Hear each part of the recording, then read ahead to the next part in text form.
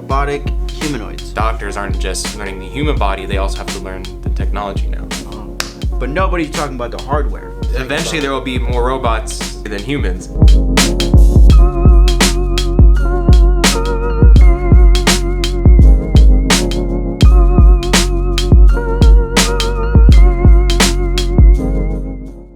Welcome, fellow humans. You said welcome, fellow. No, I said welcome, fellow humans. Welcome, fellow humans. Welcome, humans. Welcome back to Tech Talk, back from the honeymoon. Yeah, you left me last time. Yeah, but I'm sure it was very entertaining with Ryan in there. It was mostly just about ChatGPT, life beyond ChatGPT. If you want to learn more about that, go in the past. Alex, so what are we talking about today? Because what I just heard before we started, there's a lot of 3 a.m. epiphanies that we're going to be hearing about from this guy's mind. So, today's topic revolves around robotic humanoids. Autonomous, general robotic humanoids. The reason I kind of pitched this idea was mostly because a lot of the improvements that we've seen in software with AI, I feel like we've been talking about AI ever since we started. Oh yeah. It's good. It's just been a lot of a topic that has a lot of attention to it. You know, from a software perspective, that's cool.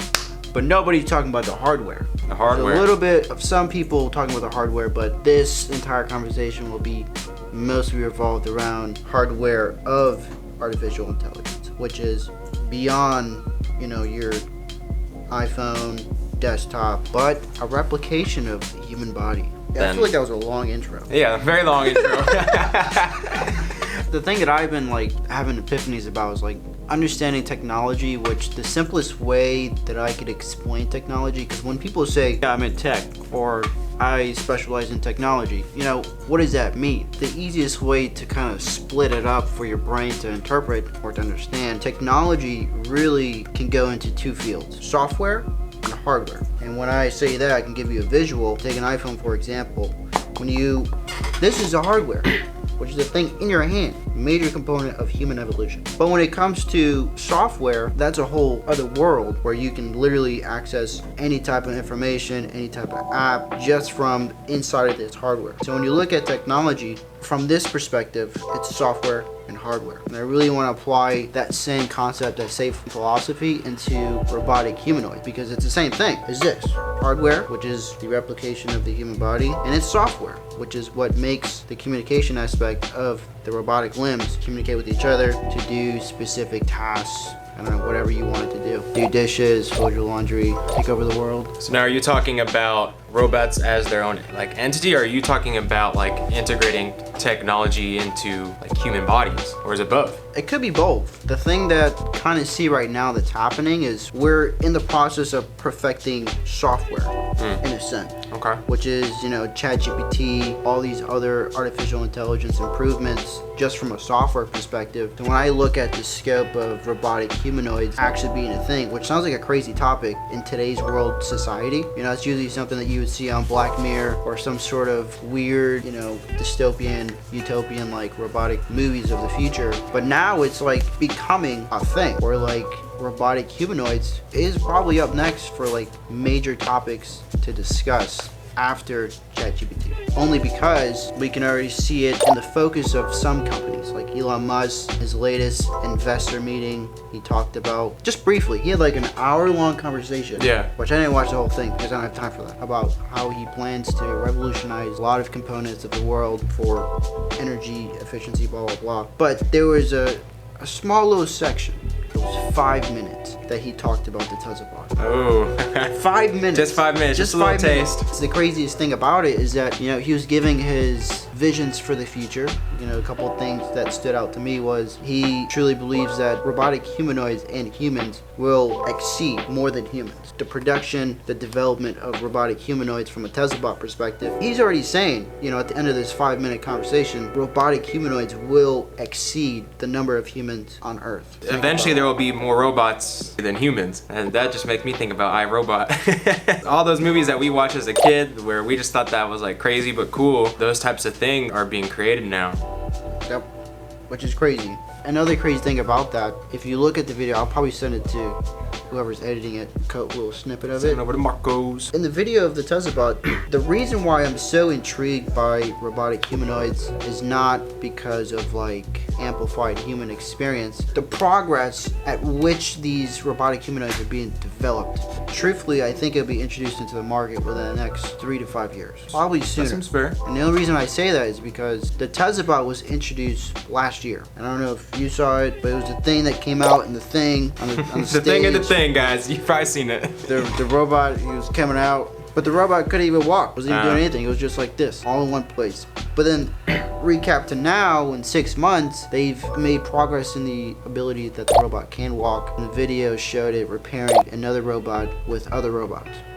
So when I think about these like humanoid robots, my mind goes to like, well, what are these going to be used for? AI software, we know that it reduces like the menial tasks at work, writing documents, you know, doing research. Or a hardware, like an actual robot humanoid, I see that as also reducing like menial tasks where like we're not cleaning anymore. We don't have to go sweep the floors and all that stuff. It goes beyond that. And what would it be besides just assisting us with those like day-to-day tasks? Now, another main goal for Elon Musk was that he really doesn't want a robot just to be a robot. He wants it to be, when I say autonomous, they want it to be something that you can literally tell a robot, do whatever you want it to do, and it can do it without you writing out a long prompt to go do it. They want it to be as organic as kind of just telling a regular employee or a staff member or a person, hey, can you do this? And then the robot goes, sure. But the craziest thing, just to further expand on what you just said, I read these mission statements of these companies.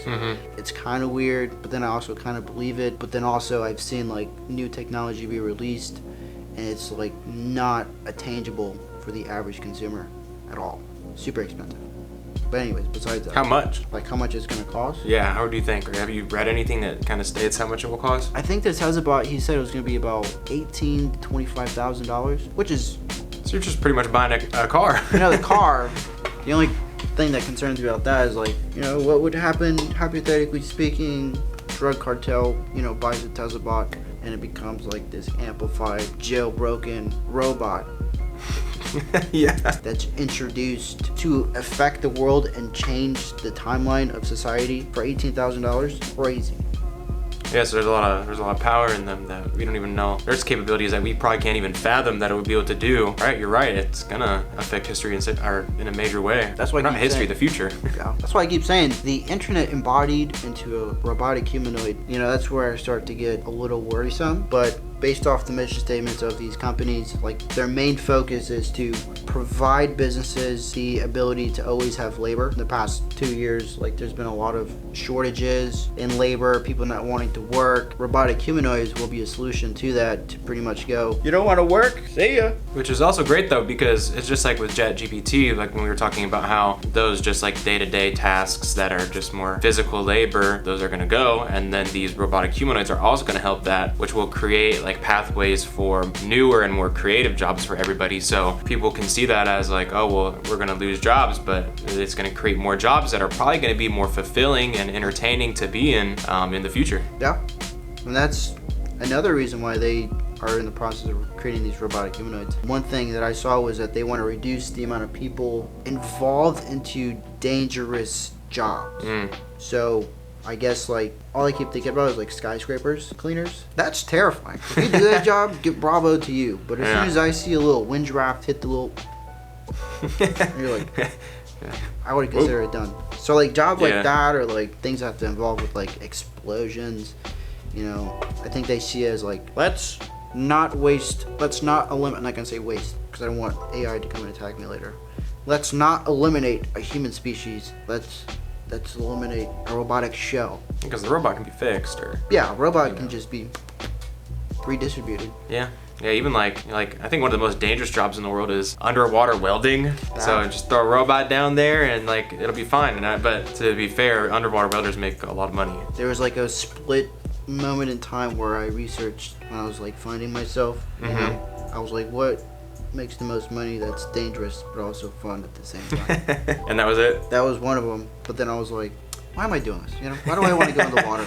I don't want to go in the water. As of right now, thinking about robotic humanoids, and I just saw this the other day. It's like this Asian, Japanese style restaurant, and there's like this boxy looking robot that will come and deliver you the food that you order. Is that even close to like what's going to be coming out? Has that been like the stepping stone to where we're going? Yeah. It's really hard to like envision that side of the future yet, only because right now they're only just concepts. They're only just hypothetical. If this happens here, then this will happen here. But based off like the shortages of jobs, industries affected by the labor shortage, I can kind of like estimate that robotic humanoids would be a good solution. But also it comes down to like, you know, can the business buy a robot? How many robots can they buy or rent or etc. But food industry, definitely. Not sure how it's going to affect waiters. I don't know if waiters would be like a partner with the robotic humanoid, or would waiters and servers just be replaced as a whole.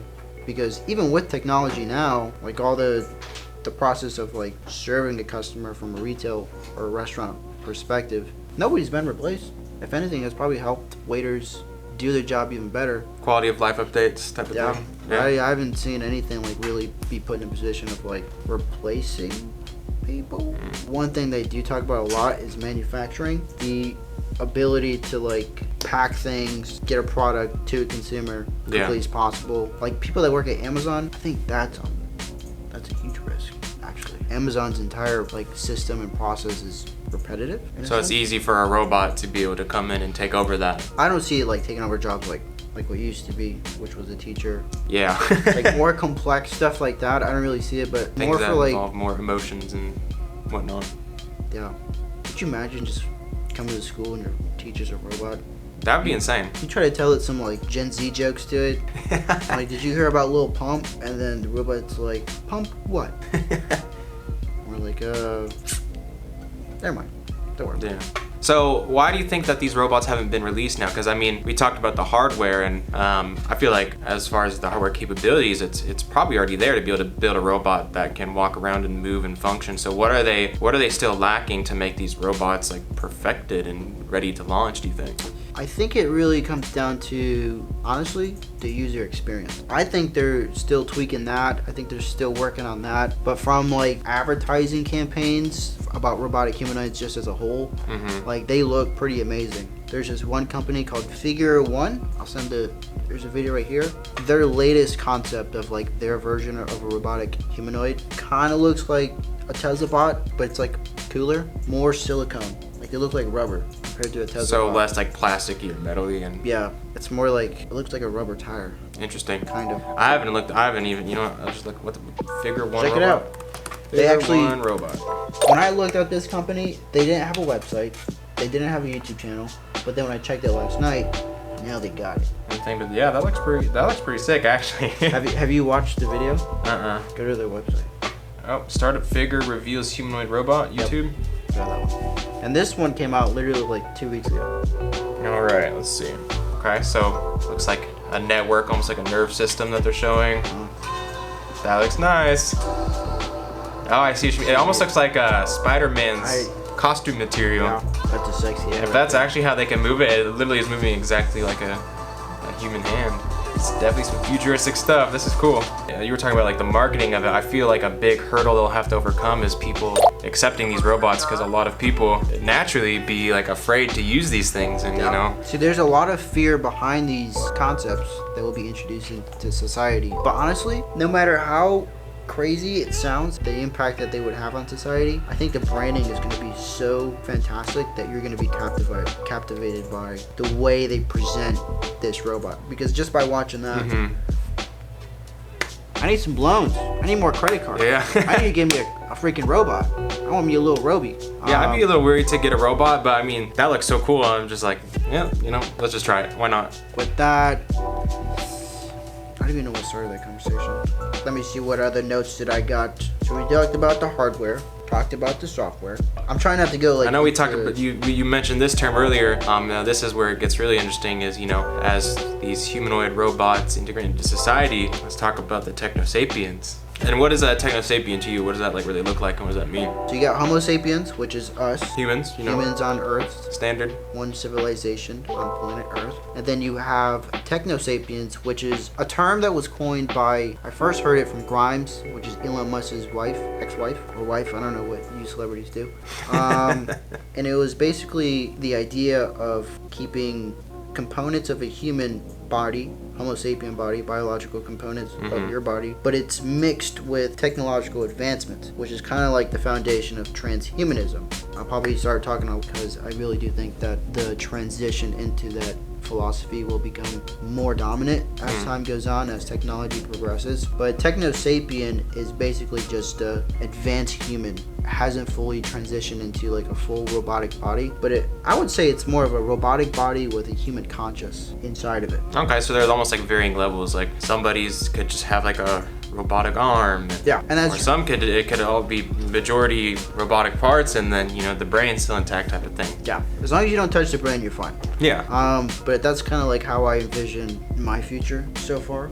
Yeah. Is if I were to be a robot, it wouldn't be like a major. Yeah, I like that body. Can I have that one? It would be more of like a, I might replace one finger with a robotic. Just finger. test it out. Just a finger. Yeah. Yeah. I don't think, if my body was to be hijacked like Plankton in the SpongeBob movie, finger would be pretty hard to control. Maybe. Yeah. I don't know from a microscopic perspective, but Yeah, that'll be interesting to connect our like nervous system to a robotic part. I feel like that's where the big hurdle is. Do you know anything about that, or are there any things where like our minds can control? I don't know the actual feel of it. Yeah, the networks inside of your brain, they connect it with basically like a Bluetooth. Oh, okay. Where whenever you send it specific signals to that specific microchip, I guess you could say, Yeah. you then can have control. Like, imagine your arm was like cut off, right? And you attach a robotic limb to it. Well, this microchip can take all that stimuli that you're sending to that specific area. Like if you wanted to move your fingers or whatever, it would take all that electrical signals from your brain, and then it would communicate it to the other part of the robotic limb, which then it would just interpret. It would basically be like a channel of data just being sent to this artificial limb, which, based off how advanced that limb is, they got the physics down to the T, it'd kind of be like just moving a regular arm. There's already improvements of products that already display that, but it's to the point where it's like, you kind of get almost a full functioning body rather than just an individual. So it seems like it almost has the potential to not even, if somebody were to unfortunately like lose an arm and they have this robotic arm that they can still control with their mind, the process for it wouldn't be really any different. It would just essentially just be a wireless connection instead. Of course, you'd have to have the surgery to attach it, but then it's still just communicating wirelessly, huh? Yeah, which is pretty funny because I think plastic surgery in the future is going to be biological advancements with robotic. So then it sounds like doctors aren't like, it's not even just learning the human body, they also have to learn the technology now. That's why I keep saying that our job is basically, we're doctors for the internet. Internet doctors. Because maybe that's what we should have called our show, is the internet doctors. Internet doctors. I get a lot of backlash. Maybe. Probably. I was going to say something about Oh, that's all good. a major component of like the evolution of robotic limbs will be collecting data from amputees. I think amputees are going to lay the foundation of data so that when it comes to communicating with an artificial limb, I remember what I was going to say. Most of that data is going to come from them, and honestly I think it's going to benefit them. When you're given the opportunity, especially when robotic limbs become more available enough, it costs maybe like less than an iPhone, and I don't see why people wouldn't take the opportunity. Yeah. The only thing, what I was going to say before, you can communicate with a robotic limb, but I really do think the thing that's missing, or the thing that I don't know will happen, is sense of touch. I'm not really sure how sense of touch can be communicated back to your brain. This is pants. This is fabric. This is metal. That's true, because you have, especially in like your fingertips, you have so many nerve endings. I used to be a biology teacher, and even on your skin, they would essentially have to reproduce all those nerve endings in your skin because it's its own organ in itself. So that would be very difficult to do. Yeah. Even when you like think about it, like just the slightest touch, you can feel it. Yeah. Like, if you just think, felt it. Now, am I optimistic that we will reach that? Yes. Only because they've already created technology that can make robots feel all the senses that we feel.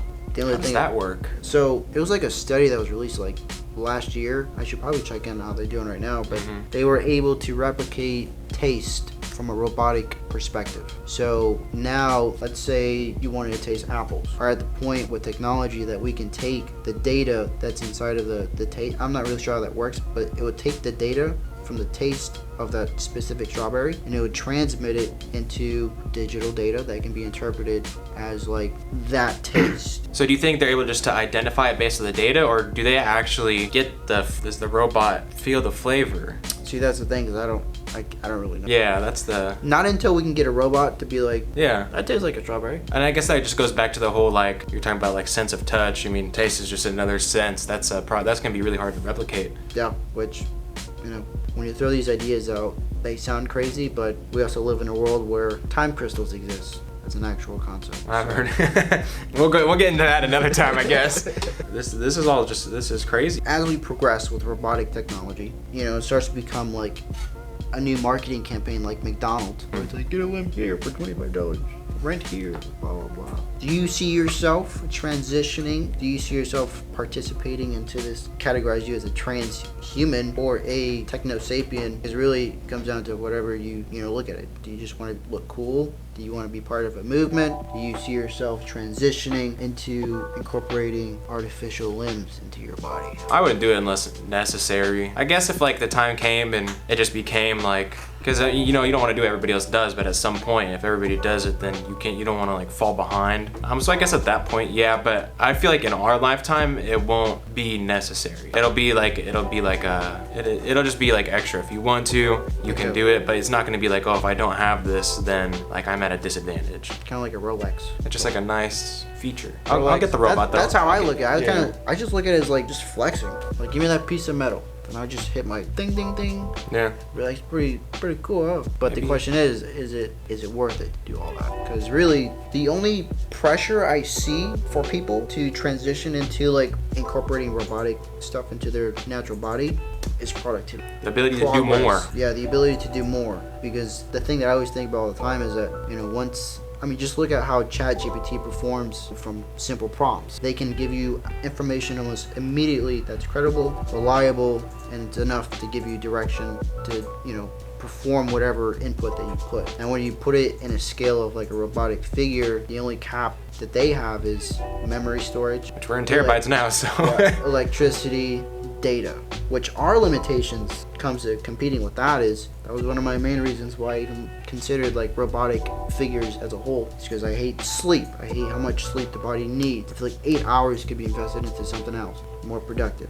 You know, maybe another job, or maybe longer hours at work. But that's just me. I don't think you're kind of convinced people with that one. No. You want more hours at work? Get this robot body. You got sleep. That's a disadvantage because while you're sleeping and resting to, you know, prepare yourself for the next day, a robotic figure could be just going. He's just going. So when it comes to like this state of progress for society, does 8 hours really set us back a lot? Or does 8 hours push us forward towards a common goal? I think we had a great talk today. Well, we're gonna wrap it up here, but what we wanna do is we wanna hear from y'all. What do you think about all this? Are you for these robotic humanoids? How do you feel about all this AI stuff? Do you like it? Are you scared? What do you see that is gonna happen in the future? Do you agree with anything that we've said? Do you disagree? If so, let's just duke it out in the comments. We wanna hear what y'all have to say, so hit the comments. Leave it below. Leave it below. These are important questions to consider. And most importantly, subscribe. Subscribe.